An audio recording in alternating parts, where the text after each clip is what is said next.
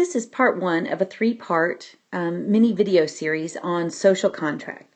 So this is part one, social contract in a nutshell. Social contract has three primary elements.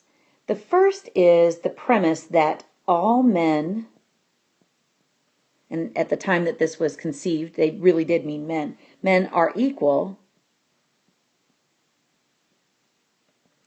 and have the inherent, and inherent means that you don't have to acquire it, that you just automatically have it, at birth, or you can consider it God-given, have the inherent right to total liberty. The second is that to entice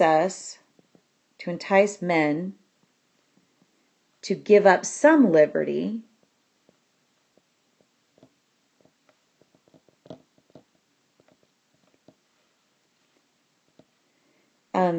they must receive something in return. And obviously it has to be something that they value. Something in return. And that's essentially the contract part of this. Remember, it's social contract. Now, social means people-based or society. And then contract refers to this element that receives something in return. So you give up or you exchange. And then the third element is people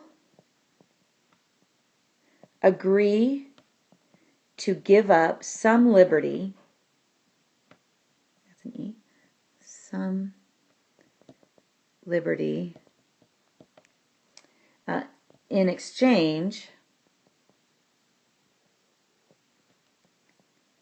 for rules imposed by a ruler.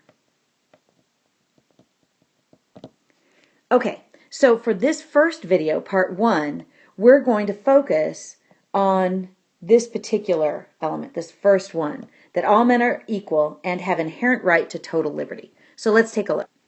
We have two people, one we'll call Jim and one we'll call John, and they are living in either an area or a time when there are really no rules. So they're living on their, they each have their own plot of land, and maybe they each have, this is their herd of, cattle or goats or sheep or whatever it is that they are raising, and they may even have, small families, or maybe these are, tribes, that kind of thing, or clans, whatever you want to call it, that kind of thing.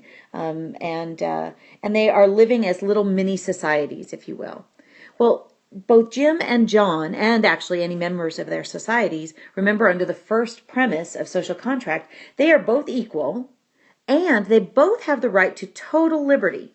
So John, under this concept, has the right to act in any way that serves his interests. So he can act in whatever way helps him or his small little community. Jim can do the same thing. He's equal to John and he has the right to total liberty. So he can act in whatever way suits his interests. Well, that's absolutely fine until, as John's herd grows, he has a need for more water. Right now he has this tiny little tributary and it's not enough to feed his flock. But Jim has lots of water. He has a great big river running through his area. So John sees this and he decides, I need access to that. He doesn't ask because he has the right to total liberty. He just goes over and he actually moves his animals over there to start taking water. And he can do that because he has the right to total liberty. And then John isn't happy about that. So John can actually shoot arrows over Jim can shoot arrows at John to protect himself. And if Jim notices that John actually also has a forest, that's a forest, and has lumber for fire and that kind of thing, John might actually decide to invade, or Jim may actually decide to invade John's area and take that timber back. So basically what you have is a free-for-all. John can do anything to Jim. Jim can do anything to John. And that may sound great, no rules, but after a while, people aren't going to be happy. For one thing, John will probably die, and Jim will probably die. And then, Jim's family will get revenge on John, so he'll have somebody die. And then somebody else will get revenge on Jim. And back and forth, it becomes a big old free-for-all. And no one's happy because there's no security.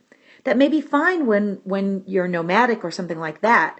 But when you need to be able to work the land, this land, then you need to be able to have some form of security. So that will lead us to step 2, and that's going to be in part 2 or the second video.